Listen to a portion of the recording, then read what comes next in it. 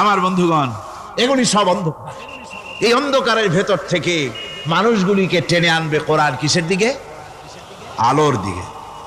এবার যদি প্রশ্ন করা হয়, বুঝলাম তুমি অন্ধকার থেকে আলোর দিকে নিয়ে আসবে, আলোর দিকে আসলে পরে ফায়দাটা কি হবে? মূল ফায়দাটা বুঝায় দাও, আসল ফায়দা কি হবে তোমারে যদি মানি? কোরআন তার জবাব দেয়, নিজের পরিচয় নিজে তুলে ধরে, ফামান তাবিআ হুদায়া ফালা খাউফুন আলাইহিম ওয়ালা হুম ইয়াহজানুন।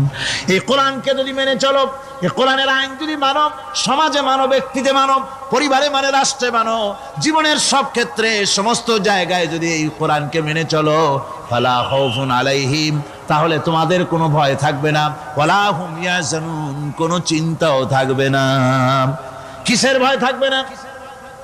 কোরআনের আইন মেনে যদি চলো সমাজে ও রাষ্ট্রে, চুরির ভয়, ডাকাতির ভয়, জেনার ভয়, হত্যার ভয়, সন্ত্রাসের ভয়, কোনো ভয় থাকবে না। ওয়ালা হুম ইয়াহজানুন, চিন্তাও থাকবে না। খাওয়া পড়া, শিক্ষা, চিকিৎসা, বাসস্থান, এগুলির কোনো চিন্তা থাকবে না। কোরআনের সমাজে সব কিছুর গ্যারান্টি দেওয়া হবে, সবগুলি পেয়ে যাবে। এখন যদি আবার প্রশ্ন করা হয়, কোরআন বুঝলাম তোমারে মানলে পরে সব ফায়দা হবে, তাহলে এবার জবাব দাও, তোমার ভিতরে কি রাজনীতি আছে নাকি? আমি তো মানুষ, আমার রাজনীতি করা লাগে। Man is social animal. আমরা তো জঙ্গলের পশু নই, আমরা তো মানুষ। আমাদের সমাজ আছে, আমাদের পৌর নির্বাচন আছে, আমাদের জাতীয় নির্বাচন আছে, আমাদের কলকারখানা আছে, জমিন আছে, আমাদের রাজনীতি, অর্থনীতি, সমাজনীতি আছে, পারিবারিক নীতি আছে, অনেক নিয়ম মালা আছে, নিয়ম নীতি আছে। তোমারে মানলে তোমার ভিতরে কি ওগুলো আছে নাকি সে কথা বলো। কোরআন তার জবাবে বলে, ওয়ানাজ্জালনা আলাইকাল কিতাবা তিবয়ানান লিকুল্লি শাই ওয়া হুদান ওয়া রাহমাতান ওয়া বুশরা লিল মুসলিমিন। কোরআন জবাবে বলে, শুনে রাখো, শুধু অর্থনীতি, সমাজনীতি নয়, শুধু রাজনীতি আর শিক্ষানীতি, যুদ্ধনীতি নয়, তোমার জীবনে যা কিছু দরকার, ইহকালে যা কিছু দরকার, পরকালে, সব কথাগুলি আল্লাহ রব্বুল আলামিন আমি কোরআনের সিনার ভিতরে খুলে খুলে বর্ণনা করে দিয়েছেন। সব কথা এ কোরআনে কারীমের ভিতরে রয়েছে। তোমার এমন কোনো জিনিস নাই যা তুমি কোরআনে কারীমের মধ্যে পাবে না। তোমার সমস্ত প্রয়োজন আমার বুকের মধ্যে আল্লাহ দিয়ে দিয়েছেন।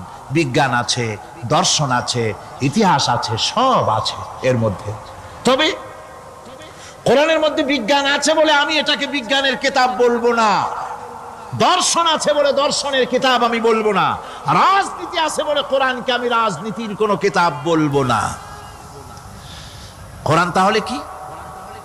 কোরআন হচ্ছে অর্থনীতি, সমাজনীতি, রাজনীতি, পারিবারিক নীতি, মানুষের জীবনের যা কিছু প্রয়োজন, সমস্ত নীতি মালার নীতি গ্রন্থের নাম হতেছে কোরআনে কারীম। সমস্ত নীতিমালার নীতি গ্রন্থ কোরআন। এখানে রয়েছে সব কিছুর উৎস, যেটা গ্রহণ করলে পরে মানুষ আরামে থাকতে পারবে। অমুসলিম নাগরিক বৃন্দ তাদের নাগরিক মর্যাদা পাবে। মুসলমান, কৃষক, নারী, চিকিৎসা, কৃষিবিদ, সাধারণ মানুষ, রং, বর্ণ, ভাষা নির্বিশেষে গোটা মানব সভ্যতা আরামে বাস করতে পারবে। পশু পাখিও আরামে থাকবে, গাছপালাও আরামে থাকবে, যেহেতু নির্দেশ হয়েছে বিনা প্রয়োজনে গাছের পাতাটিও ছিঁড়ো না। ইসলামের সমাজ যদি চালু হয়, গাছেরাও আরাম পাবে, পাহাড়ও আরাম পাবে। চট্টগ্রামের লোকেরা যেভাবে পাহাড় কাটা আরম্ভ করেছে, এটা বড় দুঃখজনক। জুমলায় মুতারেজা একটা বলে দিলাম, অপ্রাসঙ্গিক হলেও জরুরি কথা। আপনারা পাহাড় কাটতেছেন না, আপনাদের নিজেদের পায়ে নিজেরা কুড়াল মারতেছেন। খবরদার পাহাড় কাটবেন না। আল্লাহর প্রকৃতির ভারসাম্য আপনারা নষ্ট করছেন বলে ওজোন স্তরে ফাটল ধরেছে। তা রিপেয়ার করার জন্য আজকে বিশ্বের সব বিজ্ঞানীরা হতাশ হয়ে গিয়েছে, পাগল হয়ে গেছে। কেমনে এই ওজোন স্তরের ফাটলকে রিপেয়ার করব? ওজোন স্তরটা কি? ওজোন স্তর হচ্ছে, সুবহানাল্লাহ, আল্লাহর যে কত দয়া। সূর্য, সেই সূর্যের রয়েছে আলট্রা ভায়োলেট রে, যাকে বাংলায় বলা হয় অতি বেগুনি রশ্মি। যে রশ্মিটা সৃষ্টি জগতে যদি আসে আর তা যদি কোনো প্রাণীর শরীরকে টাচ করে, তাহলে সমস্ত প্রাণী ক্যান্সার হয়ে, এক্সিমা হয়ে, বিখাউজ হয়ে, অ্যাজমা হয়ে সমস্ত প্রাণী মরে যাবে, কেউ বাঁচবে না। মারাত্মক রশ্মি, সেই রশ্মিটা যাতে সৃষ্টি জগৎকে টাচ করতে না পারে সেজন্য আল্লাহ পাক একটা ওজোন স্তর তৈরি করেছেন, ওখানে এসে ওটা বাধাপ্রাপ্ত হয়, পৃথিবীর মাটিতে আসে না। যা কিছু পৃথিবীর মানুষের জন্য, পৃথিবীর জন্য কল্যাণকর, সেগুলি সূর্য থেকে আসতে থাকে। সুবহানাল্লাহ ওয়া বিহামদিহি। যেটা ক্ষতিকর সেটা আল্লাহ পাক আটকায় রাখেন। এখন সেই ওজোন স্তরে ফাটল ধরলো। কেমনে ফাটল ধরলো? ফাটল আপনি আমি ধরাইছি।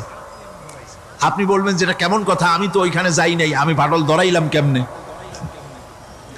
ওই যে সেই আপনার প্রাইমারি স্কুলে ভিজিট করতে গিয়েছিলেন ইন্সপেক্টর, তারপরে প্রাইমারি না হাই স্কুল ভিজিট করতে গেছে, যায়া জিজ্ঞেস করছে ছেলেরা কি পড়ছো? বল ইতিহাস। ঠিক আছে, ইতিহাস থেকেই প্রশ্ন করব, বলো তো চীনের প্রাচীর কে ভেঙেছে? ছেলেরা জবাব দিচ্ছে না। তুমি বলো, তুমি বলো, কেউ বলছে না। বেঞ্চের কোনা যে ছেলেটি, সে বলছে সর্বনাশ, কেউ যখন স্বীকার করে না, এটা তো আমার মাথায় আসবে। সব শেষ ইন্সপেক্টর তাকে বলছে তুমি বলো তো কে ভেঙেছে চীনের প্রাচীর? কয় স্যার, গ্রামে আমার দুষ্টমির যথেষ্ট বদনাম আছে, কিন্তু চীনের প্রাচীর ভাঙার মতো দুষ্কর্ম আমি করি নাই। ইন্সপেক্টর খুব রেগে গেলেন, মাস্টারের দিকে তাকালেন, এই বুঝি আপনার ইতিহাস পড়ানো? মাস্টার ইন্সপেক্টরের বিরক্তি ভরা মুখ দেখে বলছেন স্যার রাগ করবেন না, এসব ছাত্র তো আমার, ওদের অবস্থা তো আমি জানি, আপনি আসছেন ঢাকা থেকে, আপনি জানবেন কি? আমি হলপ করে বলতে পারি আমার ক্লাসের কোন ছাত্র চীনের প্রাচীর ভাঙে নাই। ইন্সপেক্টর রাগ হইয়া চলে গেছে হেডমাস্টারের রুমে, যায় বলছে যে আমি আপনার স্কুলের গ্রান্টকে আমি নাকচ করে দেব, মঞ্জুরি আমি ক্যান্সেল করে দেব। কেন? এই অবস্থা। হেডমাস্টার বলছে স্যার রাগ করবেন না, আপনার জন্য কিছু টাকা পয়সাও রাখছি হাদিয়া, বড় একটা চর্বিযুক্ত খাসিও জবাহ করা হয়েছে, পুকুর থেকে রুই মাছ তোলা হয়েছে। তারপরেও আমার ছাত্ররা, টিচাররা বলার পরেও যদি আপনার সন্দেহ হয়ে থাকে যে আমার ছাত্ররাই ভাঙছে, তো ওই আপনি অসন্তুষ্ট হবেন না, রাগ করবেন না স্যার, ওই প্রাচীর ভাঙতে যা খরচ লাগে আমি কিছু খরচ দেবো, তো আপনি রাগ করেন না। এখন চিন্তা করেন, স্কুলের ছাত্র থেকে শুরু করে হেডমাস্টার পর্যন্ত জ্ঞানের বহর। তো বলতেছিলাম আপনি আমি ওজন স্তরে ফাটল ধরিয়েছি, তার অর্থ এই নয় যে আপনারা গিয়ে ওখানে কুড়াল মারিয়ে ওটারে ভাঙছেন। তাহলে ওটা কি হয়েছে? কোরআনে কারীমে রব্বুল আলামিন বলেন ওয়ামা আসাবাকুম মিন মুসিবাতিন ফাবিমা কাসাবাত আইদিকুম ওয়া ইয়াফু আন কাসীর। যত বিপদ তোমাদের উপর আরোপিত হয়, সমস্ত বিপদ তোমাদের দুই হাতের কামাই করা। কে বলছেন? আল্লাহ পাক। ওজন স্তরে ফাটল ধরেছে, এটা বিপদ, বিশ্বের সমস্ত মানব সভ্যতা সৃষ্টি জগতের জন্য বিপদ। এই বিপদের জন্য দায়ী পৃথিবীর মানুষ। কিরকম?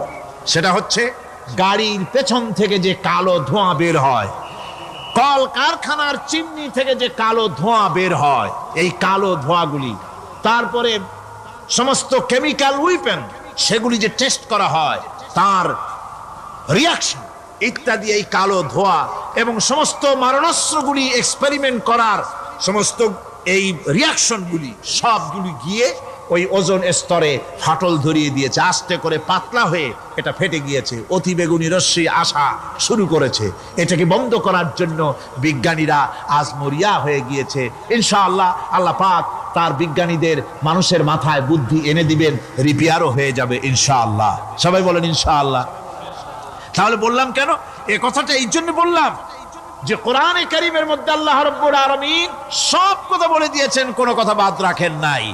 পাহাড়গুলি ভেঙে আমরা ক্ষতি করতেছি, গাছগুলি কেটে আমরা ক্ষতি করতেছি, প্রকৃতির ভারসাম্য নষ্ট করে দিচ্ছি, ফলে সমুদ্রের পানি স্ফীত হচ্ছে, ভূমিকম্প বাড়তেছে, ঘূর্ণিঝড় হচ্ছে, টর্নেডো হচ্ছে, পৃথিবী বিধ্বস্ত হয়ে যাচ্ছে, ক্লাইমেটের পরিবর্তন আসছে। আজকে পৌষ মাস, এটা কি মাস? কত তারিখ?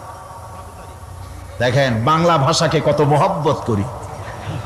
যদি বলি আজকে ডিসেম্বরের কত তারিখ, গড় গড় করে মুখস্থ হয়ে যাবে।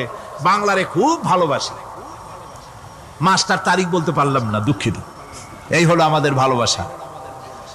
আজকে পৌষ মাসের অর্ধেকও শেষ হয়ে যাচ্ছে, অথচ মনে হচ্ছে শীত যেন তার শ্বশুর বাড়ি বেড়াতে গেছে। এই যে অবস্থা, এই অবস্থা শুধু বাংলাদেশে নয়, গোটা পৃথিবীতে ক্লাইমেটের একটা বিরাট পরিবর্তন আসতেছে, একটা বড় রকমের পরিবর্তন আসতেছে।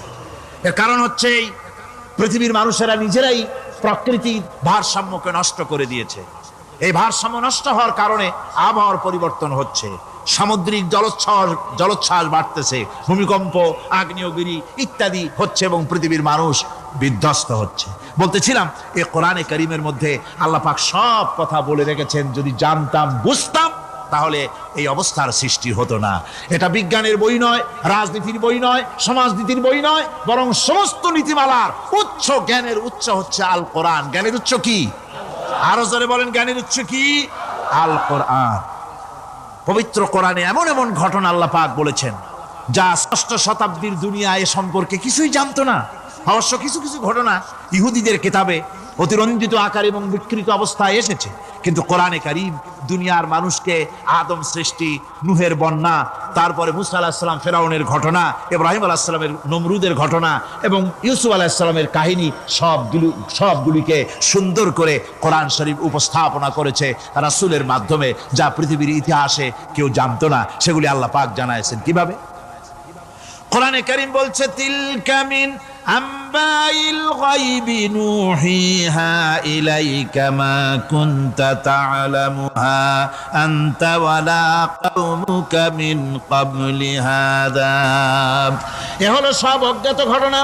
সমস্ত ঘটনাগুলি আল্লাহ পাক তার হাবিবকে শুনিয়ে বলে দিলেন, সব অজ্ঞাত ঘটনা যা তুমি জানতে না, তোমার কোনো জানা ছিল না, আমি ওহীর মাধ্যমে তোমাকে সব জানাইছি।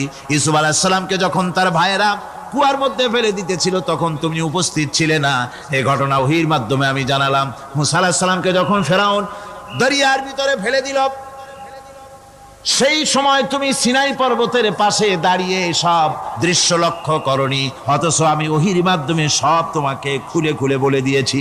আল্লাহ পাক সমস্ত ঘটনাগুলিকে বলে বলে কোরআন শরীফের মধ্যে সব সাজিয়ে দিলেন, বলে দিলেন। তিনি বললেন, ওয়ামা কুনতা বিজানিবিল গারবিয়্যি ইয কাদাইনা ইলা মূসাল আমরা ওয়ামা কুনতা মিনাশ শাহিদিন।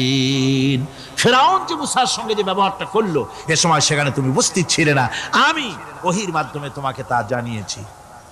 كذلك نقص عليك من أنباء ما قد سبق وقد آتيناك من لدنا ذكرا। আল্লাহ পাক বলেন, এভাবে আমি আপনার কাছে অতীত ঘটনাবলী ওহীর মাধ্যমে নিখুঁতভাবে আপনার সামনে সব বলে দিয়েছি। আমার ভাইয়েরা, এর মধ্যে আল্লাহ পাক সব কথা বলে দিয়েছেন।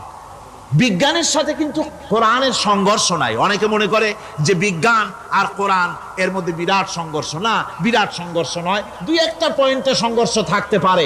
অধিকাংশ ব্যাপারই বিজ্ঞান, আমি মনে করি বিজ্ঞানের আবিষ্কার যত বাড়বে, কোরআন বোঝা মানুষের জন্য তত সহজ হবে। এটা আমার ধারণা, এটা আমার ধারণা। বিজ্ঞানের সাথে দুই একটা পয়েন্টের উপরে সংঘর্ষ আছে, যেমন চন্দ্র এবং সূর্য সম্পর্কে, সৌরজগৎ সম্পর্কে Copernicus, Kepler, Galileo, Newton, Einstein মহাশূন্য সম্পর্কে যে সব বক্তব্য রেখেছেন, সেসব বক্তব্যের সাথে কোরআন শরীফের কিছুটা বৈপরীত্য রয়েছে। যেমন কেউ বলেছেন সূর্য ঘোরে, পৃথিবী স্থির, কেউ বলে সূর্যের চতুর্দিকে পৃথিবী ঘোরে, কেউ কয় চন্দ্র ঘোরে, কেউ কয় আমরা কি আর বসে থাকি, আমরাও ঘুরি। কিন্তু আসলে ঘোরেটাকে কে ঘোরে, এ ফয়সালা কে দেবে? কে দিবে বলুন তো? হ্যাঁ, ঠিক বলেছেন, আল্লাহই দিবেন, কারণ এগুলি সৃষ্টি করেছেন কে? এবার শুনুন, এই বিতর্কের মীমাংসা আল্লাহ পাক করছেন কোরআনে কারিমে বহু আগে। গ্যালিলিও, কেপলার, কোপারনিকাস এদের বলার অনেক আগে বিশ্বনবী জনাবে মুহাম্মদ রাসূলুল্লাহ সাল্লাল্লাহু আলাইহি ওয়াসাল্লাম তিনি বলে দিয়েছেন, আল্লাহর কথা তিনি বলেছেন, লাশ-শামসু ইয়ামবাগি লাহা আন তুদরিকাল কামারা ওয়ালাল লাইলু সাবিকুন নাহার ওয়া কুল্লুন ফি ফালাকিন ইয়াসবাহুন। প্রবল জ্ঞানী হইবে যাহারা, আপন মনেতে বুঝিবে তাহারা, রাত্রি পারে না আগে যাইবার দিনের স্থান করি অধিকার, চন্দ্র বাজে না সূর্যের গায়েতে, সূর্য পারে না চন্দ্রকে ধরিতে, যার যে স্থান বহাল রাখিয়া ভ্রমণ করিছে খোদাকে ডরিয়া। আল্লাহ রাব্বুল আলামিনকে ভয় করে সব ঘুরছে, চাঁদও ঘোরে, সূর্য ঘোরে, মঙ্গল ঘোরে, ইউরেনাস ঘোরে, বৃহস্পতি ঘোরে, পৃথিবীও ঘোরে, সব ঘুরছে তো ঘুরছেই, বন বন করে ঘুরছে, একটা নির্দিষ্ট কক্ষপথে, আপন আপন কক্ষপথে ঘুরছে, যার ফলে অ্যাক্সিডেন্ট হয় না। সুবহানাল্লাহ, জোরে বলেন সুবহানাল্লাহ। নির্ধারিত কক্ষে ঘুরছে, নির্ধারিত কক্ষে ঘুরছে। এর কক্ষগুলি আল্লাহ পাক ঠিক করে দিয়েছেন, সেই কক্ষে ঘুরতেছে, একে অপরের পথ অতিক্রম করতেছে না। আবার ওই মহাশূন্যের ভেতরে রয়েছে black hole. Black hole, black hole কি? ব্ল্যাক হোল হচ্ছে একটা বিরাট অন্ধকার গহ্বর, একটা মৃত্যুকূপ। এত বড় বিরাট ব্ল্যাক হোল মহাশূন্যে আছে, বিজ্ঞানীরা হয়রান হয়ে গেছে। তার এত বড় শক্তি, সে শুধু তারা খায় না, কোন তারকা ঘুরতে ঘুরতে যদি তার কাছে এসে যায় তারাকে খেয়ে ফেলে। কোন আলো যদি কাছে আসে, আলো শুষে নিতে নিতে আলো যার থেকে এসেছে সেটাকেও শেষ করে ফেলে। এ ধরনের একটা দারুণ আকর্ষণী শক্তি তার মধ্যে আল্লাহ সৃষ্টি করেছেন। একটা ব্ল্যাক হোল আছে মহাশূন্যের ভিতরে।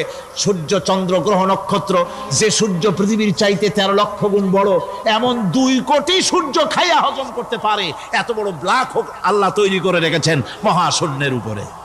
রয়েছে মিল্কি ওয়ে, রয়েছে গ্যালাক্সি, অন্তত 10,000 কোটি, 10 সহস্র কোটি তারকা দিয়ে সমৃদ্ধ গ্যালাক্সি মিল্কি ওয়ে, যেটা অন্ধকার রাত্রে, তারকা সজ্জিত রাতে উত্তর দক্ষিণ দিকে টানা একটা পথের মতো দেখা যায়। এটা হচ্ছে গ্যালাক্সি, এইটাকে বলা হয় মিল্কি ওয়ে। এটা হচ্ছে ছায়াপথ। অসংখ্য তারকা এর মধ্যে রয়েছে। কত বড় বড় তারকা, অনেক দূরে, তাই আমরা দেখি বিন্দু বিন্দু। আসলে কি বিন্দু না, কত বড় জানেন? বিজ্ঞানীরা বলেছেন দৈত্যের মতো বিরাট বিরাট তারকা আছে, যে সূর্য পৃথিবীর চাইতে 13 লক্ষ গুণ বড়। এরকমের সূর্যের অন্তত 3 কোটি সূর্য খাইয়া হজম করতে পারে, এরকম অসংখ্য তারকা মিল্কি ওয়ের ভিতরে আল্লাহ সৃষ্টি করেছেন। সুবহানাল্লাহ বিহামদিহি, সুবহানাল্লাহ। আর মানুষ লাফায়, 4 আঙ্গুল মানুষ খালি লাভ দেয় মোষ কতগুলো রাখিয়া। কোন আনন্দে লাফা, কি শক্তি তোমার! মহাশূন্যের তুলনায় এই পৃথিবীর অবস্থান কি জানেন? এই জন্য যত বেশি পড়াশোনা করবেন মাথা নত হয়ে যাবে। কমিউনিস্ট হয় ছাগলেরা, বুদ্ধিমান কোনোদিন কমিউনিস্ট হয় না। কারা কমিউনিস্ট হয়? ছাগলগুলি, যাদের আকল নাই, যাদের জ্ঞান নাই, বুদ্ধি নাই, ওরাই কমিউনিস্ট হয়। কোন চিন্তাবিদ, কোন বিজ্ঞানী কমিউনিস্ট হয় না। মাথা নত হয়ে যায়, আল্লাহর এই সৃষ্টি দেখে পাগল হয়ে যায়। নিঃসন্দেহে আল্লাহ আছেন, নইলে পরে এগুলি হয় কি করে? আমি চিন্তা করে পাই না কমিউনিস্ট হয় কেমন, কতখানি পাগল হইলে হয়। ছোট্ট একটা রুমাল দেখলে মনে করি কোন তাঁতি এটারে বানাইছে। একটা এই কি জানি কয় মাইক দেখলে মনে করি কেউ এটাকে বানাইছে। টেবিল দেখলে মনে করি কেউ বানাইছে। ফ্রিজ দেখলে মনে করি বানাইছে কেউ। একটা সুই দেখলে মনে করি কেউ এটাকে বানাইছে। আর এই বিশাল পৃথিবী, ওই বিশাল আকাশ, কমিউনিস্টরা কয় এমনি এমনি হয়েছে।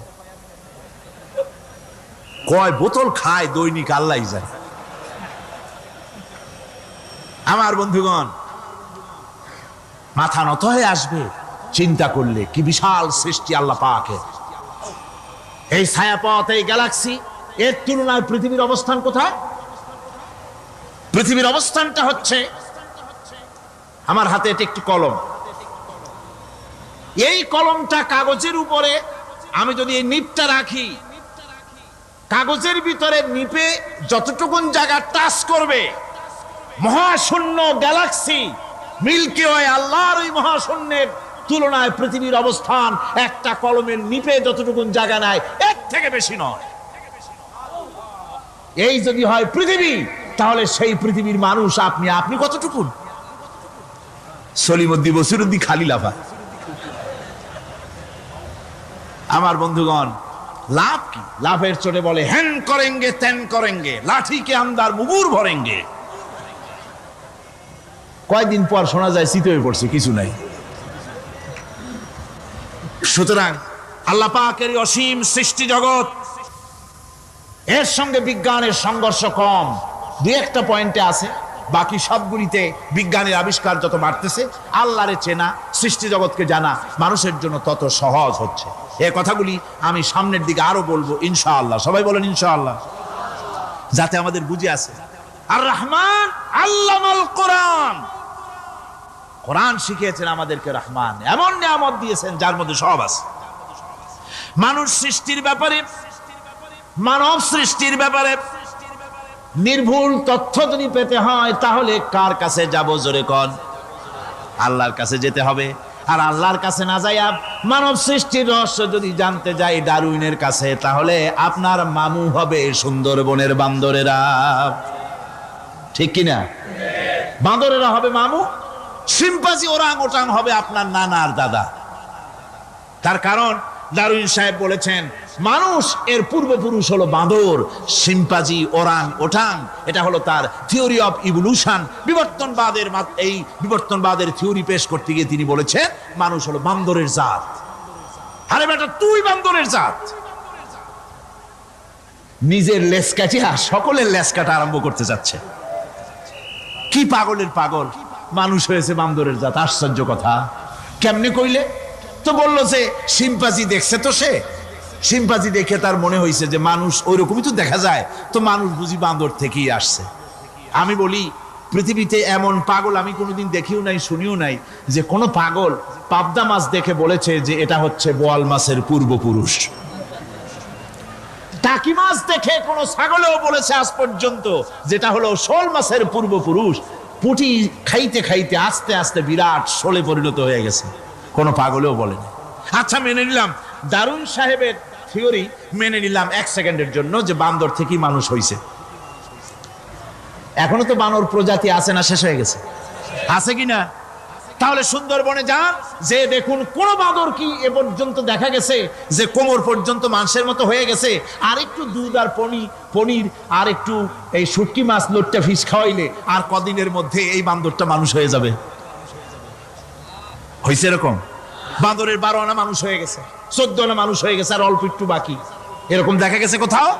দেখা যায়নি। এগুলি পাগলামি কথা, পাগলামি কথা। মানুষ বানর থেকে আসেনি, মানুষ ওরাং ওটাং থেকে আসেনি, মানুষ শিম্পাঞ্জি থেকে আসেনি। মানুষ এসছে কোত্থেকে? এটা জানতে হলে এই নির্মূল তথ্য জানার জন্য আসতে হবে কোরআনের কাছে। কার কাছে? আল্লাহ রাব্বুল আলামিন তার হাবিবের মুখ থেকে মানব সৃষ্টি রহস্য তিনি উদ্ঘাটন করে দিয়েছেন। তিনি বলেছেন, দুনিয়াবাসীকে শুনিয়েছেন, ফালয়ানজুরিল ইনসানু মিম্মা খুলিকা মিম্মাইন দাফিকিন ইয়াখরুজু মিন বাইনিস সুলবি ওয়াত তারাইব। আল্লাহ পাক বলেন, মানুষ কি তার সৃষ্টি রহস্য দেখে না? কেমনে তাকে আমি সৃষ্টি করেছি? মায়ের বক্ষ পিঞ্জর থেকে, বাপের পৃষ্ঠ থেকে সবেগে নির্গত এক ফোঁটা নাপাক পানি দিয়ে আমি আল্লাহ মানুষকে সৃষ্টি করেছি। বান্দর থেকে নয়, ওরাংওটাং থেকে নয়, শিম্পাঞ্জি থেকে নয়। মানুষের অরিজিন মানুষ। আদম থেকে তোমরা জন্মগ্রহণ করেছো, আদম এসেছে মাটি থেকে, তোমরা এসেছো আদম থেকে। সুবহানাল্লাহ ওয়া বিহামদিহি। এটাই হলো মানব সৃষ্টির রহস্যের কথা আল্লাহ পাক বলে দিয়েছেন। অন্যত্র আল্লাহ বলেন, ইন্না খালাকনাকুম মিন তুরাবিন সুম্মা মিন নুতফাতিন সুম্মা মিন আলাকাতিন সুম্মা মিন মুদগা। নিষ্প্রাণ মাটি থেকে তোমার উৎপত্তি হয়েছে, আর এই নিষ্প্রাণ মাটি দিয়ে তোমাকে তৈরি করা হয়েছে। এগুলি মাতৃগর্ভের ভিতরে গিয়া নাপাক পানি ফোঁটা জমাট রক্ত হয়েছে, গোশত হয়েছে, তারপরে মানুষের আকৃতি দিয়েছি, আর এরপরে বাচ্চার আকারে মায়ের পেট থেকে আমি আল্লাহ মানুষ করে তোমাকে বের করেছি। সুতরাং মানব সৃষ্টি রহস্যের কথা বিজ্ঞানের সাথে যেটা সাংঘর্ষিক হবে কোরআনের সাথে, আমরা সেটা মানতে পারি না। আমাদেরকে মানতে হবে মূল জ্ঞানের কেতাবটা। মূল জ্ঞানের কেতাব কোনটা? জোরে কন্ত কোনটা? এখানে সব কথা আল্লামাল কোরআন। কোরআন শিখিয়ে মানুষকে আল্লাহ পাক সবচাইতে বড় দয়া করেছেন, এর থেকে বড় দয়া আর হয় না। কোরআন শিখিয়েছেন আমাদের, যার মধ্যে সমস্ত তথ্যের কথা আল্লাহ পাক বলেছেন। The universe and doctor Einstein বইয়ের ভিতরে লেখা হয়েছে যে একদিন এমন হবে যখন ধীরে ধীরে সূর্য তার আলো হারিয়ে ফেলবে, চন্দ্র নিষ্প্রভ হয়ে যাবে, আর পৃথিবী আস্তে আস্তে তার গতি হারিয়ে ফেলবে। একথা আজকের বিজ্ঞানীরা অথবা আজ থেকে কয়েক বছর আগের বিজ্ঞানীরা একথা বলছেন। কিন্তু রাসূল করিম সাল্লাল্লাহু আলাইহি ওয়াসাল্লামের মুখ থেকে আজ থেকে 1400 বছর আগে, যিনি বিজ্ঞানাগারে মোটেও পড়াশোনা করেননি, লিখতে জানেন না, পড়তে জানেন না, সই করতে জানেন না, বিজ্ঞান আজ যে কথা বলছে সেই কথা 1400 বছর, 1500 বছর আগে রাসূল করিমের মুখ থেকে আল্লাহ পাক বলছেন। কোরআনে কারীম বলছে ইয়াসআলু আইয়ানা ইয়াউমুল কিয়ামা ফাইদা বারিকাল বাসারু ওয়া খাসাফাল কামারু ওয়া জুমিআশ শামসু ওয়াল কামার। হে রাসূল, রাসূলের কাছে জিজ্ঞাসা করে কিয়ামত কবে হবে? আল্লাহ পাক বলেন, বলে দিন যেদিন চন্দ্র তার আলো হারিয়ে ফেলবে, যেদিন সূর্য তার আলো হারিয়ে ফেলবে, আর চন্দ্র আর সূর্য সব একাকার হয়ে যাবে।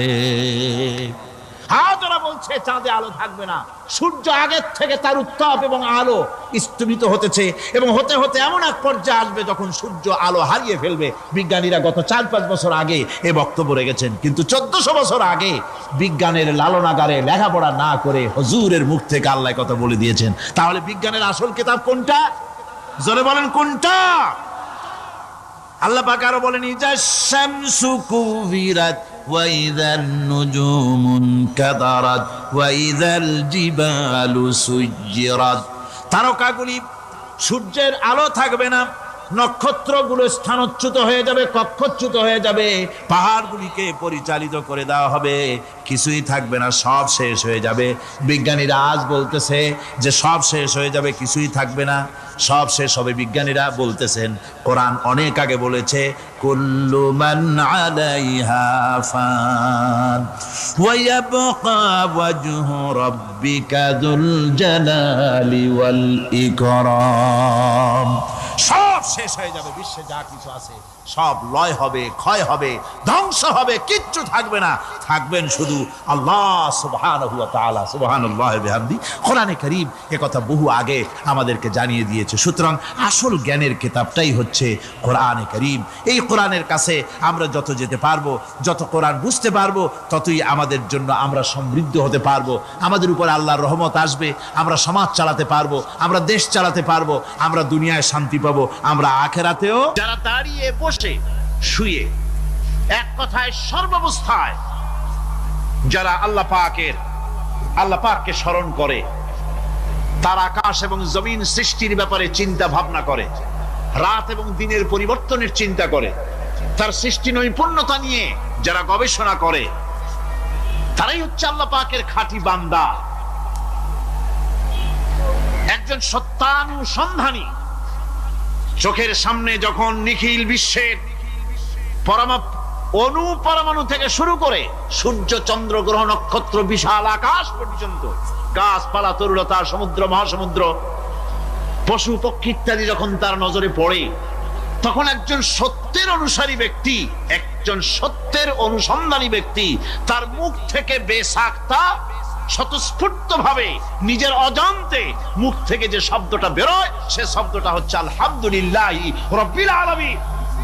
সমস্ত প্রশংসা হচ্ছে ওই আল্লাহ পাকের, যিনি এগুলিকে সৃষ্টি করেছেন। আর তিনি কোনো কিছু কি বেকার সৃষ্টি করেন নাই, খামোখা সৃষ্টি করেন নাই, প্রত্যেকটির পেছনে রয়েছে বিরাট বিরাট উদ্দেশ্য। এখানে মানুষের সবচাইতে বড় ভ্রান্তি, মানুষের সবচাইতে বড় ভুল, সেটা হলো এই, দুর্ভাগ্যজনক ভাবে সকল সৌন্দর্যের মহাশিল্পী আল্লাহ পাককে মানুষ ভুলে যায়। তারা প্রশংসা করে নদীর, প্রশংসা করে নারীর, নারীর অঙ্গ প্রত্যঙ্গ নিয়ে তারা কবিতা লেখে, নারীর সৌন্দর্য নিয়ে কবিতা লেখে, সাহিত্য রচনা করে, সূর্য নিয়ে, চন্দ্র নিয়ে, চাঁদের মায়াবী জ্যোৎস্না নিয়ে, এর সুন্দর সুষমা নিয়ে কবিতা লেখে, প্রজাপতির রং দিয়ে গান তৈরি করে, ফুলের সৌন্দর্য এবং তার সৌরভ দেখে মানুষ পাগল হয়ে যায়, এগুলির পিছনে গান, সাহিত্য ইত্যাদি কবিতা রচনা করে, কিন্তু এই সৌন্দর্য যিনি সৃষ্টি করেছেন সে আল্লাহ পাককে বেমালুম ভুলে যায়। সেই জন্যে স্রষ্টার প্রশংসা করতে হবে।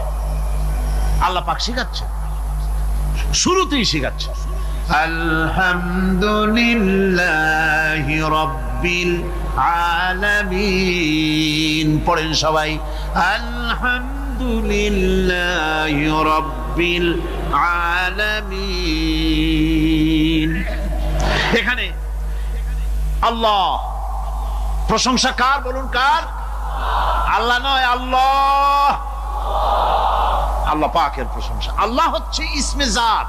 আল্লাহ কি? ইসমে জাত। কোন ধরনের অনুবাদ দিয়ে আল্লাহ শব্দের ব্যাখ্যা বুঝানো যাবে না।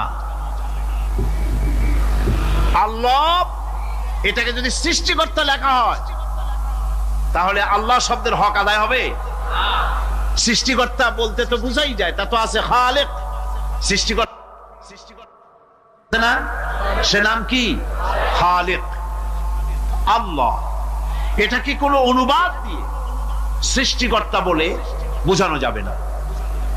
আল্লাহ হচ্ছেন এমন, পৃথিবীতে যত ধর্মের লোকেরা তাদের স্রষ্টাকে ডাকে, কেউ বলে ভগবান, কেউ বলে ঈশ্বর, কেউ বলে পরমেশ্বর, কেউ বলে বিধাতা, কেউ বলে গড, কেউ বলে জিহবা। বলেন এরকম? কথা না বললে বুঝি কি বলে। এর প্রত্যেকটি শব্দের প্রতি শব্দে স্ত্রীলিঙ্গে অন্য শব্দ আসবে। ভগবান বললে কি হবে? ভগবতী। ঈশ্বর বললে ঈশ্বরী। পরমেশ্বর বললে পরমেশ্বরী। বিধাতা বললে বিধাত্রী। গড বললে গডেজ আসবে। এখন গড আরো বেকায়দা। গডটারে যদি উল্টায় দেন এমন সর্বনাশ হবে যা বলার মতো না। আর এই শব্দ দিয়েও বোঝার উপায় নাই যে তারা কি বলতে চায়। শব্দকে খণ্ডিত যদি করা হয় তাও বোঝা যাবে না যে কি বলতে চায়। অথচ আল্লাহ পাক হচ্ছেন, আল্লাহ পাকের নাম হচ্ছে এমন একটি নাম, আমাকে যদি কেউ বলে যে অন্য কোনো ব্যাখ্যা চাই না, আল্লাহ দিয়ে আল্লাহরে বুঝায় দেন, তো আল্লাহ দিয়ে আল্লাহরে বুঝানো যাবে। এরকম কোরআনে কারিমের মধ্যে আল্লাহ আয়াতে কারিমা সেট করে রেখেছেন। সুবহানাল্লাহ। যদি আপনারা বলেন আমাকে যে আল্লাহ দিয়ে আল্লাহর পরিচয় করায় দেন, তো আমি বলবো আল্লাহ রাব্বুল আলামিন কোরআনে কারিমের মধ্যে বলেছেন আল্লাহু লা ইলাহা ইল্লা হুয়াল হাইয়ুল কাইয়্যুম। কোন সূরা আছে? কোন আয়াতে? আয়াতুল কুরসি। পড়তে ইচ্ছা করে না? পড়েন আমার সাথে, আল্লাহু লা ইলাহা ইল্লা হুয়াল হাইয়ুল কাইয়্যুম। আল্লাহ হচ্ছেন তিনি যিনি ছাড়া কোনো উপাস্য নাই, কোনো ইলাহা নাই, কোনো মাবুদ নাই যিনি ছাড়া, আর কোনো ইবাদতের মালিক নাই, আর যিনি হচ্ছেন সদা জাগ্রত চিরঞ্জীব, সার্বভৌমত্বের একচ্ছত্র মালিক, যিনি সদা জাগ্রত চিরঞ্জীব, তিনি হচ্ছেন আল্লাহ। এখন কেউ যদি বলেন আল্লাহ অক্ষর কি, এক একটা অক্ষর বাদ দিয়া আল্লাহরে চিনায় দেন, তাও চিনানো যাবে। আল্লাহর প্রথম অক্ষর যদি বাদ দেন কি থাকবে? কোরআনে কারীম বলছে তা দিয়েও বোঝা যাবে। লিল্লাহি মা ফিস সামাওয়াতি ওয়া মা ফিল আরদ। আল্লাহ হচ্ছেন তিনি যার জন্য আকাশ আর জমিন, আকাশ এবং জমিনের একচ্ছত্র মালিক। এর মাঝখানে যা কিছু আছে সব কিছুর মালিকানা যার হাতের মুঠায়, তিনি আমার আল্লাহ। তিনি কে? আল্লাহ। এরপরে যদি বলেন আর একটা নাম ছেড়ে দেন, আলিফ সাল্লাম, একটা নাম ছেড়ে দিলাম, তাহলে কি থাকলো? লাহ থাকলো, দুইটা অক্ষর থাকলো লাহু। এই লাহু দিয়েও আল্লাহ রাব্বুল আলামিনের সিফাতকে, তার গুণকে বোঝা যাবে। লাহু মাকালিদুস সামাওয়াতি ওয়াল আরদ। আল্লাহ পাক বলেন আসমান এবং জমিনের রিজকের চাবিকাঠি আল্লাহ পাকের হাতে, যাকে খুশি তিনি পর্যাপ্ত রিজেক দান করেন। কেউ যদি বলেন লামটাও ভালায় দেন, লামটাও ছেড়ে দেন, দিলাম নাম একটা ছেড়ে থাকলো কি একটা অক্ষর থাকলো হু। এই হু দিয়ে আমার আল্লাহরে চেনা যাবে। ওয়া হুয়াল গফুরুল ওয়াদুদুল আরশিল মাজিদ ফাআলুল লিমা ইউরিদ। আমার আল্লাহ হচ্ছেন তিনি যিনি ক্ষমাশীল, যিনি দয়াবান, যিনি বান্দাকে মহব্বত করেন, যিনি হচ্ছেন আরশে আসিমের মালিক। যা তিনি হচ্ছেন সেই মহান সত্তা যিনি যা খুশি তাই করছেন। সুতরাং আল্লাহ হচ্ছেন এমন এক লফজ, এমন এক নাম, এমন এক ইসমে জাত যার কোনো বিকল্প নাই, যা অনুবাদ করে আল্লাহকে স্রষ্টা বললে এটা সারবে না, সৃষ্টিকর্তা বললে সারবে না। আল্লাহ পাকের নামের বিরাট বিশাল ব্যাপক অর্থ রয়েছে। সুতরাং আল্লাহকে আল্লাহই বলতে হবে। আল্লাহকে কি বলতে হবে? আল্লাহ আল্লাহ আল্লাহ। কত মজাই নামে, সুবহানাল্লাহ বিহামদিহি, কত মজাই নামে। দেখেন আল্লাহ রাব্বুল আলামিন এমন রব। বাংলাদেশের কুকুর আর আমেরিকা ইউরোপের প্রধান দেশের কুকুর একরকম নয়। আমাদের দেশের পশু ইউরোপ আমেরিকা শীত প্রধান দেশের পশু একরকম নয়। তার কারণ হলো আমাদের দেশে শীত কম, নাতিশীতোষ্ণ অঞ্চলের মধ্যে খানিকটা পড়ে যায়। এখানে পশুদের গায়ে কম পশম থাকলে কোনো অসুবিধা নাই। ভেড়া, ঘোড়া, কুকুর, বন্য প্রাণীকে কেউ তো কম্বল দেয় না, ল্যাপ দেয় না, রাজাই দেয় না, খাতা দেয় না, চাদর দেয় না। আল্লাহ রাব্বুল আলামিন তিনি এমন রব, শীত প্রধান দেশের পশুদের গায়ে পশম দিয়া চিরস্থায়ী কম্বল জড়ায় দিয়েছেন। এর নাম হচ্ছে রব। প্রতিপালনের পদ্ধতি কি সুন্দর করে তিনি প্রতিপালন করছেন, কি সুন্দর করে তিনি পশু পক্ষীগুলিকে তাদের আহার জোগাড় করছেন, প্রতিপালন করছেন। তিনি রব, মানুষকে সৃষ্টি করেছেন, আমাদেরকে সৃষ্টি করেছেন, সব চাইছেন। সুবহানাল্লাহ বিহামদিহি, সকল প্রয়োজন মিটিয়েছেন, একটা জিনিস বাদ রাখেন না। আমাদের মুখে দাঁতের দরকার ছিল, মায়ের পেট থেকে দাঁত নিয়ে আসিনি। মায়ের পেট থেকে আসার পরে আমাদের খাবারের দরকার ছিল। লক্ষ্য করেন রব কারে বলে, লক্ষ্য করুন। মায়ের পেটের মধ্যে যখন ছিলাম ওখানে কোনো রোগের জীবাণু ঢুকতে পারে নাই। ফি করারিম মাকিন, একটি সুরক্ষিত জায়গায় আল্লাহ রাব্বুল আলামিন বাচ্চাকে রেখেছেন, যেখানে কোনো সর্দি হবে না, জ্বর হবে না, সর্দি হবে না, ব্রঙ্কাইটিস হবে না, ডায়াবেটিস হবে না, প্রেসার হবে না। মায়ের পেটের মধ্যে বাচ্চাকে এমন জায়গায় আল্লাহ যত্ন করে রেখেছেন। এই বাচ্চা যখন মায়ের পেট থেকে বেরিয়ে এলো তখন তার পরিবেশ অত্যন্ত খারাপ। এখানে পলিউশন আছে, এখানে কার্বন ডাই অক্সাইড আছে, এখানে বিষাক্ত হাওয়া আছে, এখানে দূষিত আবহাওয়া রয়েছে। প্রতি মুহূর্তে রোগ তাকে হামলা চালাতেছে। এই রোগের থেকে সে বাচ্চা বাঁচবে কি করে? এজন্য রব্বুল আলামিন তিনি এমন রব, মায়ের বুকের মধ্যে যে খাবার তৈরি করলেন বাচ্চার, ওই খাবারের মধ্যে বাচ্চার ওষুধও আল্লাহ পাক বানায়া দিলেন। মায়ের বুকের দুধ শুধু দুধ নয়, এটা ওষুধ। সুবহানাল্লাহ।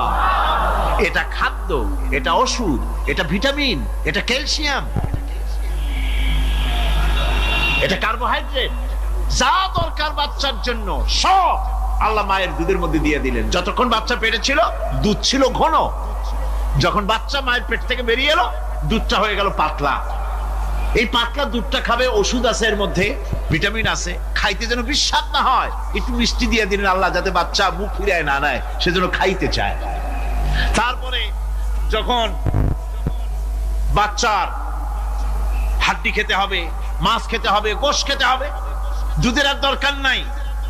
তার শরীরের ভিতরে রেজিস্ট্যান্স, রোগ প্রতিরোধক শক্তি তৈরি হয়েছে। এখন আরো ভালো খাবার দরকার। আল্লাহ রাব্বুল আলামিন মায়ের দুধকে শুকায় দিলেন, চুষলো আর পাওয়া যাবে না, দুধ শুকায় গেছে। এখন বাইরের খাবার খেতে হবে। আসছিল যখন মুখে দাঁত ছিল না, বাইরে যখন এলো দাঁতের যখন দরকার হলো, কোন আল্লাহর বান্দা কি আল্লাহর কাছে দরখাস্ত করেছেন যে আল্লাহ আমার কয়েকখান দাঁত দাও, দাঁত ছাড়া আমি চাবাই কেমন? এই সবগুলি দাঁত কে সেট করে দিলেন? রব। রব রব্বুল আলামিন দাঁতগুলিকে সেট করে দিলেন, মুখের মধ্যে দাঁত এসে গেল। আল্লাহ রব্বুল আলামিন শরীরটাকে সাজিয়ে গুছিয়ে, হিউম্যান বায়োলজি যাকে বলা হয়, এই শরীরকে যে সুন্দর করে আল্লাহ পাক তৈরি করলেন, বলে শেষ করা যাবে না কত সুন্দর করে আল্লাহ পাক বানিয়েছেন। আপনার মাথার ভিতরে সেল তৈরি করা হলো, ব্রেন তৈরি করা হলো। এই ব্রেনটা শুকনা জায়গায় রাখা হয় নাই। শুকনা জায়গার মধ্যে ব্রেনটা যদি থাকতো, নড়াচড়া করে আপনার ব্রেনের যে টেকনোলজি আল্লাহ পাক ইউজ করেছেন সেটা অসুবিধাগ্রস্ত হতো। এই জন্য ক্রিম যেভাবে পানির মধ্যে ভাসা থাকে, পানির মধ্যে ভাসমান ক্রিম মাখন যেভাবে রাখা হয়, সামান্য পানির মতো করে এর ভিতরে ব্রেনটাকে রাখা হয়েছে। এই ব্রেনের ভিতরে, ব্রেন হচ্ছে পৃথিবীতে কম্পিউটার, আজকের পৃথিবীর শ্রেষ্ঠ আবিষ্কার। কিন্তু মানুষের মাথায় যে কম্পিউটার আল্লাহ পাক দান করেছেন, এই কম্পিউটারের সামনে দুনিয়ার কম্পিউটার এতিম। এবার লন্ডন গিয়েছিলাম, প্রত্যেক বছর 1.5 মাস 2 মাস সময় পাই, কিন্তু আপনারা দোয়া করেছেন এখন পার্লামেন্টে সময় দিতে হয় বেশি। বিদেশের সফর কমে গিয়েছে। 10 দিনের জন্য গিয়েছিলাম, ওরা আমাকে একটা ডায়েরি দিল। সেই ডায়েরিটার ভিতরে ডিজিটাল ডায়েরি, এই ডায়েরির মধ্যে তারা বলল যে এরকম, এই যে কাগজটা আপনারা দেখতে পাচ্ছেন, এই রকমের কাগজের 10 লক্ষ পাতা লিখতে যত কাগজ লাগে, এরকমের 10 লক্ষ পাতার লেখা ছোট্ট এই ডায়েরিটার মধ্যে ঢুকাই দেওয়া যায়। 10,000 টেলিফোন নাম্বারের মেমোরিতে তুলে দেওয়া যায়। এটা হচ্ছে লেটেস্ট আবিষ্কার। কিন্তু আল্লাহ পাক মানুষের যে ব্রেনটা তৈরি করলেন, পৃথিবীতে যা আছে এ সব কিছু একটা মানুষের ব্রেনের মধ্যে, সমস্ত তত্ত্ব, সমস্ত ফ্যাক্টস মানুষের মেমোরির ভিতরে ঢুকাবার পরেও আরো লক্ষ লক্ষ জায়গা বাকি থেকে যাবে, শূন্য থেকে যাবে, যা পূরণ হওয়ার নয়। এত বিশাল মেমোরি আল্লাহ পাক তার মানুষের মাথার মধ্যে তৈরি করে দিয়েছে। সুবহানাল্লাহ বিহামদি। দেখুন অবস্থাটা কি। আল্লাহ তার মানুষকে কিভাবে, রব কাকে বলে, রব কারে বলে, সুবহানাল্লাহ বিহামদি। চোখের সামনে রাস্তা দিয়ে চলতে গিয়ে চোখের সামনে সাপ দেখলেন, চোখ দেখার কাজ করেছে। চোখ কি করেছে? দেখার কাজ করেছে। এখন কি করবেন? চোখ কিন্তু দেখে বসে থাকে নাই, চোখ দেখা মাত্রই ট্রান্সমিট করেছে ব্রেনকে। ব্রেন সাথে সাথে অ্যাকশন নিতে বলেছে হাতকে আর পাওকে। হাতে লাঠি থাকলে পিটাও, লাঠি না থাকলে পাকে বলেছে দৌড় মারো। এই যে সাপ দেখলো, চোখ এটাকে পাঠাই দিল ব্রেনকে, ব্রেন পাঠাই দিল অ্যাকশনে হাতে আর পায়ে। এতে কিন্তু 1 সেকেন্ড সময় লাগে নাই। 1 সেকেন্ডের কয়েক লক্ষ ভাগের 1 ভাগের ভিতরেই মানুষ অ্যাকশনে এসে গিয়েছে। সুবহানাল্লাহ। এর নাম হচ্ছে রব। এর নাম কি? তার অফুরন্ত সৃষ্টি, অফুরন্ত সৃষ্টি। মানুষের হার্ট তৈরি করেছেন, চোখ তৈরি করেছেন। চোখে কিন্তু আমরা নেগেটিভ দেখি। চোখে আমরা কি দেখি? নেগেটিভ দেখি। এই নেগেটিভটা চোখ ক্যাচ করে ব্রেনের ভিতর থেকে পজিটিভ হয়ে কে বের করে দেয়? সুবহানাল্লাহ বিহামদি। কানে অসংখ্য শব্দ শুনি, কিন্তু কোন শব্দ তো জড়ায় যায় না। অসংখ্য শব্দ আমরা শুনি। যেমন রেডিও, রেডিও ঘুরাচ্ছেন, 9 ব্যান্ড রেডিও অথবা এর থেকেও বেশি ব্যান্ডওয়ালা রেডিও। আপনি যখন ঘুরাচ্ছেন কোন সেন্টার ধরার জন্য, অনেক সময় 4-5টা সেন্টার জড়ায় যায় না? জড়ায় কিনা? 4-5টা সেন্টার জড়ায় যায়, সর্বনাশ হয়ে যায়। কোনটা থেকে কোনটা শুনবেন? তো এইরকম করে আপনার কানের ভিতরে শব্দগুলি সব জড়াইয়া পাকাইয়া আপনার কানের মধ্যে একটা বিশ্রী আওয়াজ সৃষ্টি করে দিতে পারত। কে? স্তরে স্তরে শব্দগুলিকে শোনার ব্যবস্থা করেছে। আপনার জিহ্বার ভিতরে হাজারো রকমের স্বাদ গ্রহণ করার জন্য একটা জিহ্বায় এতগুলি টেস্ট নেওয়ার ক্ষমতা কে তৈরি করে দিলেন? আল্লাহ রাব্বুল আলামিন। সুবহানাল্লাহ বিহামদি। তিনি হচ্ছেন রব, যিনি মানুষের প্রতিপালন সৃষ্টি করেন এবং প্রতিপালন করেন, এমনি এমনি ছেড়ে দেন। এরপরে মানুষের সব প্রয়োজন তিনি মিটিয়েছেন।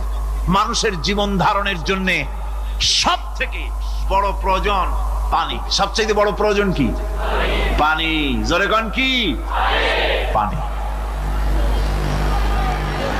জীবনের জন্য পানি এবং আর্দ্রতা, এই দুটি জিনিস অপরিহার্য। এছাড়া জীবন বাঁচবে না।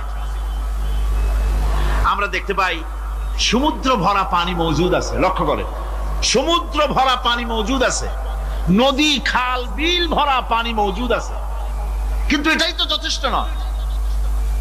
রব হচ্ছেন তিনি যিনি এই বিশাল বিশাল পানির মজুদ থেকে বাতাসকে যিনি বলেন, যিনি প্রতিনিয়ত বাষ্পীয় আকারে পানিগুলিকে সমুদ্র থেকে উত্থিত করেন, পানিগুলিকে উত্থিত করেন মহাকাশে।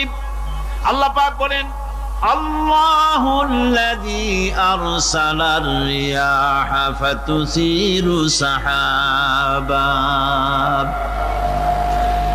বাষ্প হয়ে পানিগুলি আকাশে উত্থিত হয় এবং মহাকাশে যাওয়ার পর এই পানিগুলি, লবণাক্ত পানিগুলি আল্লাহর মেশিনে সেগুলি মিষ্টি হয়ে যায়। জোরে কোন সুবহানাল্লাহ। পানিগুলি মিষ্টি হয়ে গেল, ওই মিষ্টি পানি আল্লাহ রাব্বুল আলামিন নাজিল করে দিলেন। এবার বৃষ্টি কণা কণা হয়ে পড়লো, ফোঁটা ফোঁটা বৃষ্টি। আল্লাহ খুঁজে দেখলেন বৃষ্টির ফোঁটাগুলি পৃথিবীর প্রতিটি কণা তালাশ করে তৃষ্ণার্ত কণাগুলিকে আল্লাহ পাক ভিজায় দিলেন। সেই জন্য তার নাম হলো রব। তিনি হচ্ছেন, পানি ছাড়া তো কিছু সময় চলতে পারে, পানি এবং খাদ্য ছাড়া কিছু সময় চলতে পারে, কিন্তু বাতাস ছাড়া তো এক মুহূর্ত চলে না, ঠিক কিনা? বোঝেন কিনা কথা? বাতাস ছাড়া এক মুহূর্ত চলতে পারে না। অথচ আল্লাহ রাব্বুল আলামিন এই বাতাস দিয়ে গোটা আকাশকে, শূন্য জায়গাগুলি বাতাস দিয়ে ভরে রেখেছেন, যাতে করে কারো বাতাসের কোনো অসুবিধা না হয়, শ্বাস করতে কোনো কষ্ট না হয়।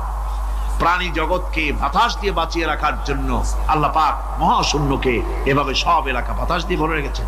এই জন্য তার নাম হচ্ছে রব। এটাই হচ্ছে রুবুবিয়তের নমুনা।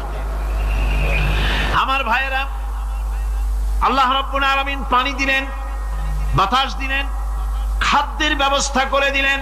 শস্য শ্যামল এলাকায় আল্লাহ পাক সব জায়গাগুলিতে শস্য শ্যামল হোক অথবা উষর ধূসর মরুভূমি হোক, সারা পৃথিবী জুড়ে আল্লাহ রাব্বুল আলামিন খাবারের দস্তরখান বিছায় রেখেছেন। ওয়ামা মিন দাব্বাতিন ফিল আরদি ইল্লা আলাল্লাহি রিজকুহা।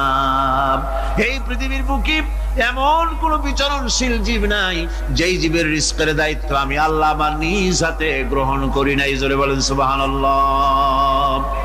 সব রিজেক আমি ছড়ায় রেখেছি বিশ্ব জুড়ে সর্বত্র। আল্লাহ পাক বলছেন, فَلْيَنْظُرِ الْإِنسَانُ إِلَى طَعَامِهِ أَنَّا صَبَبْنَا الْمَاءَ صَبًّا ثُمَّ شَقَقْنَا الْأَرْضَ شَقًّا فَأَنبَتْنَا فِيهَا حَبًّا। আল্লাহ পাক বলছেন, মানুষের উচিত নিজ খাদ্যাদির দিকে লক্ষ্য করা, নিজে খাদ্যের দিকে লক্ষ্য করা। যেহেতু এই খাদ্য প্রতিদিন তার সামনে আসে, এদিকে তার লক্ষ্য করা উচিত। আমি কিভাবে, আমি প্রথমে জমিনের উপরে পানি বর্ষণ করি, পরে জমিনকে দীর্ণ বিদীর্ণ করি, এরপরে জমিনের ভিতরে উর্বরা শক্তি আমি দান করি। কে বলতেছেন এই কথা? আল্লাহ পাক বলছেন। এরপরে আমি নানান জাতের ফসল ফলন তোমাদের জন্য আমি দান করে দেই। খাদ্যের দিকে নজর করতেই জন্য আল্লাহ পাক বলেছেন, মানুষ চতুর্দিক থেকে তো চোখ ফিরাতে পারে, মুখ ফিরাতে পারে, কিন্তু খাদ্যের দিকে তার নজর করতেই হয়। সকালে, দুপুরে, বিকেলে, রাত্রে সব সময় তার সামনে খাবার আছে। আল্লাহ পাক বলেন, খাবারের দিকে একটু নজর করো, কেমন ভাবে কি সুন্দর করে খাবারগুলি তৈরি করে দিয়েছি, শুরু কিভাবে হলো, পরিপক্ক কিভাবে হলো, সেদিকে তোমরা লক্ষ্য করো। সে লক্ষ্য তো করা নাই, সমানে খায়, বিসমিল্লাহ বলেন, আলহামদুলিল্লাহ বলেন, পাইকারি দরে খাইতেই থাকে। আল্লাহ পাক বলছেন, খাদ্যাদির দিকে লক্ষ্য করো। এই যে চাউল তোমরা খাচ্ছ, আটা খাচ্ছ, গম খাচ্ছ, মাছ খাচ্ছ, গোশ খাচ্ছ, তাম পৃথিবীর সমস্ত বিজ্ঞানীরা একত্রিত হয়ে একটা চাউল বানাইতে পারবে? জোরে কোন পারবে? না পারবে। পারবে প্লাস্টিকের চাউল, আর কলেরা হয়ে মরবে। পৃথিবীর সমস্ত বিজ্ঞানীরা একত্রিত চাউল বানাতে পারবে না, একটা ডিম বানাতে পারবে না। পারবে একটা বানাতে? পারবে না। বিজ্ঞানীদের প্রশংসা আমরা করি, হ্যাঁ করি। বিজ্ঞানীরা অনেক কিছু বিশ্বকে উপহার দিয়েছে, কিন্তু মূল রবের কাছে আমরা যাই না, তাকে চিনতেও পারি না, সেখানে যাই না। বিজ্ঞানীরা কি করেছে? আল্লাহর বানানো জিনিসগুলি তারা ডিজাইন করেছে। ডিজাইন করতে তো নিষেধ নাই, আর ডিজাইন করাই যায়, সৃষ্টি করতে পারে না। বিজ্ঞানীরা সৃষ্টি করে নাই, ডিজাইন করেছে। কিরকম? আল্লাহ পাক চাউল তৈরি করেছেন। চাউল তৈরি করেছে কে? বলেন না সবাই। এখন আপনারা সেই চাউল দিয়ে পিঠা বানান, পায়েস বানান। সেই চাউল দিয়ে বা পিঠা, আরো কি যেন খায় চট্টগ্রামে, রস দিয়ে, ওটা কি কয়? দই পিঠা নাকি? ধোঁয়া পিঠা। এইভাবে করে আপনি ডিজাইন তৈরি করছেন। আটা দিচ্ছে, আল্লাহ পাক আটা তৈরি করেছেন, গম দিয়েছেন, এই আটা দিয়ে গোলগোল্লা তৈরি হচ্ছে, এর দ্বারা রুটি তৈরি হচ্ছে, এর দ্বারা অসংখ্য রকমের সিমাই টিমাই ইত্যাদি দিয়ে, লাচ্ছা সিমাই, নানান রকমের সিমাই আপনি ডিজাইন করেন, অসুবিধা নাই। আল্লাহর তৈরি করা কাঠ দিয়ে ফার্নিচার তৈরি হচ্ছে, টেবিল হচ্ছে, গুষ্টি শুদ্ধ হচ্ছে। আল্লাহর তৈরি করা লোহা দিয়ে মাইক হচ্ছে, স্ট্যান্ড গান হচ্ছে, ব্রেন গান হচ্ছে, তারপরে প্লেন হচ্ছে। তাহলে আমি বলতে চাইলাম, বুঝাতে চাইলাম, সমস্ত জিনিস এর স্রষ্টা কে? জোরে বলেন কে? বিজ্ঞান শুধু এগুলি এক জায়গায় করে অ্যাসেম্বল করেছে, এগুলিকে এক জায়গায় করে এক একটা রূপ দিয়েছে। এখানে বিজ্ঞানের কৃতিত্ব আছে ঠিক, কিন্তু আপনারাই বলেন, লোহা যদি আল্লাহ তৈরি না করতেন, এই মাইক তৈরি হতো? রাইফেল তৈরি হতো? আর রাইফেল যদি নাই হতো, তাহলে কারাগারের বন্দীগুলো মারতেন কি দিয়ে? রাইফেল যদি না হতো, যুদ্ধ করতেন কি দিয়ে? ঠিক কিনা? যত মারামারি ইত্যাদি যা কিছু হচ্ছে, তো শুধু মারামারির জন্যই তো আল্লাহ লোহা বানান নাই। লোহার সবচাইতে বড় প্রয়োজন হচ্ছে জমিন কর্ষণ করা, জমিন চাষ করা। এই জমিন চাষের জন্য লাঙ্গল দরকার, শাবল দরকার, খন্তা দরকার, কোদাল দরকার। এই লোহার দাম কেউ আল্লাহ পাক এত লোহা বেশি দিয়েছেন, যার জন্য লোহার দাম কম। সোনা কম দিয়েছেন, যেহেতু সোনার প্রয়োজনীয়তা কম, লোহার প্রয়োজনীয়তা বেশি, এই জন্য লোহা বেশি দিয়েছেন, দামটা কমে গেছে, যার জন্য আপনার আমার জন্য কিনে ব্যবহারটা সহজ হয়েছে। কথা ঠিক কিনা?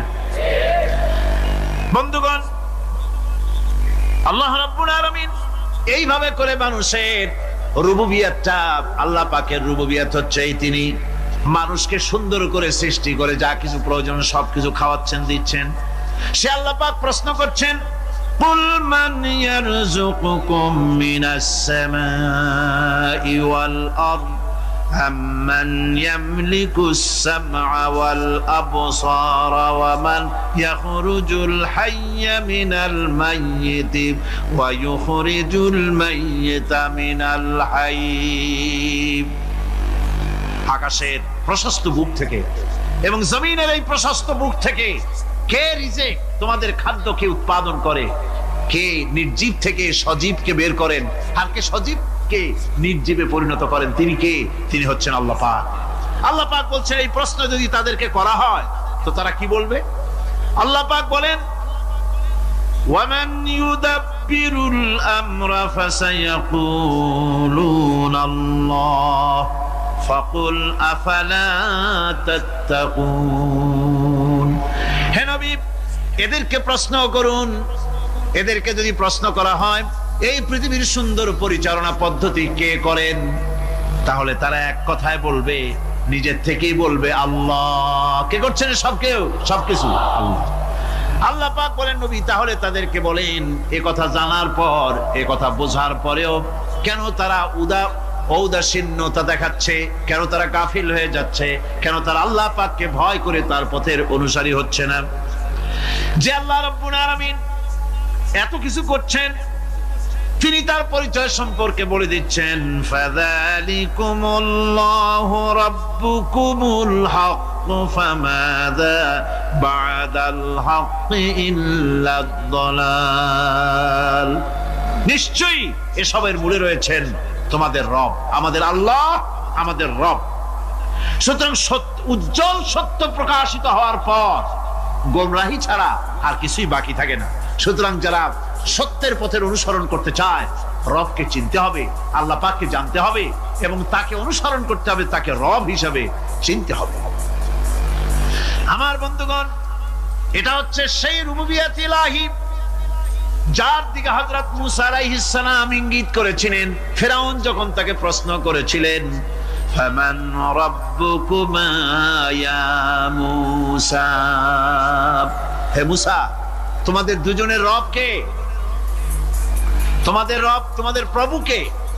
তিনি জবাব দিলেন, রব্বুনাল্লাযী আ'তা কুল্লা শাইইন খালকাহু সুম্মা হাদা।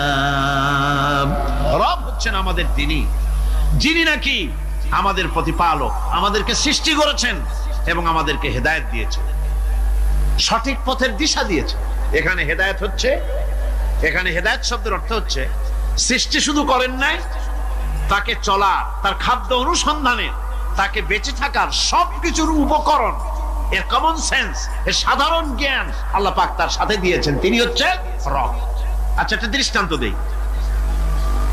এই হেদায়েতটা কি? এই হেদায়েতটা হচ্ছে, আপনাদের বাড়িতে যদি কারো বিড়াল থাকে, বিড়াল, বিড়াল বোঝেন তো না? কি বলে এখানে? বিড়াল, বিলাই নাকি বলে? বিড়াল। এই বিড়াল যদি আপনাদের কারো বাড়িতে থাকে, তো বিড়ালের প্রসবকালীন অবস্থা দেখবেন। বিড়ালের প্রসব হবে, বাচ্চা দেবে। বিড়াল তখন ঘরের মধ্যে পেরেশান হয়ে ঘুরতে থাকে, একটা নিরাপদ জায়গা খোঁজে, একটা নিরাপদ জায়গা খোঁজে। প্রসব করার 2-3 দিন আগের থেকে খুঁজতে থাকে তার জন্য নিরাপদ জায়গা কোনটা। এরপরে খুঁজতে খুঁজতে প্রসবের দিন সে সত্যিকারের ঘরের মধ্যে সবচেয়ে কোনা কানা জায়গা যেটা, সেই রকমের একটা নিরাপদ জায়গা সে বেছে নিল। এরপরে বাচ্চা হলো। বাচ্চা হওয়ার পর এই বাচ্চার উপরে কেউ যেন আক্রমণ না করে, শত্রু যেন তার জায়গাটিতে না আসে, এই জন্য বাচ্চাটার তো হাত দিয়ে মায়ের মতো কোলে নিতে পারে না, সে আস্তে করে ঘাটটা কামড়ায় ধরে যাতে করে বাচ্চা ব্যথা না পায়। ওইভাবে করে ঘাট কামড়ায় ধরে, আজকে এই সিঁড়ির নিচে, কালকে ওই খাটের নিচে, পরশুদিন এই আলমারির কোনায়, এইভাবে বাচ্চাগুলি সরায় সরায় রেখে বাচ্চাকে প্রতিপালন করে। এই বিড়ালের হেদায়েত দিলটা কে? যিনি দিলেন তার নাম রব। তিনি হচ্ছেন রব্বুল আলামিন। সন্তান প্রতিপালনের ব্যবস্থা শুধু দুনিয়ার মানুষকেই দেন নাই, প্রাণী জগৎকেও দিয়েছেন। সুবহানাল্লাহ। বলেন বলেন, মুরগির বাচ্চা হলো, ডিমের থেকে বাচ্চা বেরোলো, এই বাচ্চাগুলি হয়েছে গতকাল। আজকে বাচ্চাগুলি আদার খাচ্ছে মায়ের সাথে, হঠাৎ করে একটা চিল এলো আর ওর মা একটা সিগন্যাল মারলো, সাথে সাথে বাচ্চাগুলি দৌড়াইয়া এমন পলান দিল, আপনি তো ভালো একাদশীর বাপেও তালাশ করে পাবে না যে মুরগির বাচ্চা পলাইলো। এখন ওই বাচ্চাটিকে এই সিগন্যাল সম্পর্কে কে অবহিত করলো যে এইরকম একটা আওয়াজ শুনলে এটা ভীতির আওয়াজ, এটা সাইরেন, এটা বিপদ সংকেত, এটা ডেঞ্জার সিগন্যাল, এটা শুনলে দেখলে তাড়াতাড়ি করে আত্মগোপন করবা। কে শিখাইলো? কে শিখাইলো? আল্লাহ পাক শিখাইছেন। এখন এক শ্রেণীর বুদ্ধিজীবী তারা আবার উল্টা কথা কয়। তারা বলে কি? তারা বলে যে মুরগি বাচ্চা, এই বাচ্চা যে দৌড় মারলো, এখানে আল্লাহ এইসব কিছু নাই, নাউযুবিল্লাহি মিন যালিক। তো এখানে কি আছে? কয় যে এখানে বিষয়টা হলো এই যে এই মুরগি আর মোরগ, ওর বাপ মা, এই দুজনের মধ্যে আছে চিলের ভয়, আছে শিয়ালের ভয়। ওই ভয় ওদের মধ্যে ছিল, এই মা বাপের ক্রসের মাধ্যমে বাচ্চা আসছে, কাজে ওই ভয়, বাপের যদি কোনো রোগ থাকে, মায়ের রোগ থাকে, তো এগুলি তো বাচ্চার মধ্যেও ঢোকে। তো ভয় হোক, সুখ হোক, দুঃখ হোক, এই অনুভূতি স্বাভাবিক প্রক্রিয়ার মাধ্যমে বাচ্চার মধ্যে ঢুকছে, আর সিল দেখে আওয়াজ শুনে সে আত্মগোপন করেছে। এইটা আমি পড়িয়া আমি আমার আলোচনা এক জায়গায় বললাম বুদ্ধিজীবীদের উদ্দেশ্যে, যদি সত্যিই তাই হয়, মোরগ আর মুরগি মা বাবার মধ্যেই ভয় আছে বলে বাচ্চার মধ্যেই ভয় ঢুকছে, সেই জন্য সে আত্মগোপন করছে, তাহলে আবার মানুষের ব্যাপারে কথাটা আনি। মানুষেরা সাপের ভয় করে না মহব্বত করে? কথার জবাব দিলে না, যখন তখন মনে হয় আপনারা সাপ বুঝি ভালোবাসেন। সাপ আমরা সকলেই ভয় পাই, মায়ও ভয় পায়, বাবাও ভয় পায়। এই মায়ের গর্ভে সন্তান এসছে, সন্তানের বয়স 2 বছর, 2.5 বছর, ঘরের মধ্যে কেউ ছিল না, ঘরের মধ্যে একটা সাপ আসছে, একটা সুন্দর সাপ, দেখতে সুন্দর, কিন্তু সে সাপে কামড়ালে মানুষ মরে যায়। ওই সাপটা মাথা উঁচু করে ফনা ধরেছে। এই বাচ্চাটা কি সাপ দেখে দৌড় মারবে, না বাচ্চাটা ওই সাপটাকে ধরার জন্য সে এগিয়ে যাবে? কোনটা করবে? এগিয়ে যাবে। তাহলে মা বাপের ভয়, তাদের মা বাপের রক্তের মধ্যে শিরার মধ্যে সব জায়গায় সাপের ভয়, তার মাধ্যমে বাচ্চা এসে ওই বাচ্চার মধ্যে সাপের মহব্বত হইল, কারণ ভয় হইল না কেন বাচ্চা অবস্থা। সুবহানাল্লাহ। আমার বন্ধুগণ, মুরগির বাচ্চাকে হেফাজত করার জন্য বুদ্ধিমান প্রাণী মানুষ তার কাছে নাই বলে আল্লাহ রাব্বুল আলামিন তারে বাচ্চা অবস্থা থেকে বোঝার তৌফিক দিয়েছেন কোনটা ভয়ের আওয়াজ, কোনটা হলো বিপদের আওয়াজ। মানব সন্তানের প্রতিপালন করার জন্য তার মার বাবা আছে বলে ওই রকম করে পশুদের মতো আল্লাহ বানান নাই, তাকে হেফাজত করার জন্য মা বাপ আছে বলে এই দায়িত্ব আল্লাহ পাক মা বাপের উপরে ছেড়ে দিয়েছেন। মা বাপ তাকে হেফাজত করে। রুবুবিয়তের প্রতিপালন, হেদায়েতের এই প্রতিপালন আল্লাহ পাক মানুষকে এভাবে করে তাদেরকে হেদায়েত দিয়েছেন, তার পথের চলার দিশা দিয়েছেন। পিঁপড়ার খাদ্য সংগ্রহের ব্যাপারটা দেখেন, পিঁপড়ার আছে দারুণ ঘ্রাণ শক্তি। কোথায় খাবার?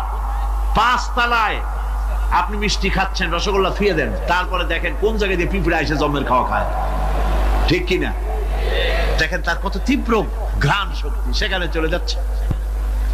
তাকে হেদায়েত দেওয়া হয়েছে, তাকে ঘ্রাণ শক্তি দেওয়া হয়েছে। চিল, শকুন, ঈগল কোথায় থাকে বুঝেন না? মহাশূন্যে 3 থেকে 3.5 মাইল উপরে শকুন, বাজ, ঈগল উঠতে থাকে।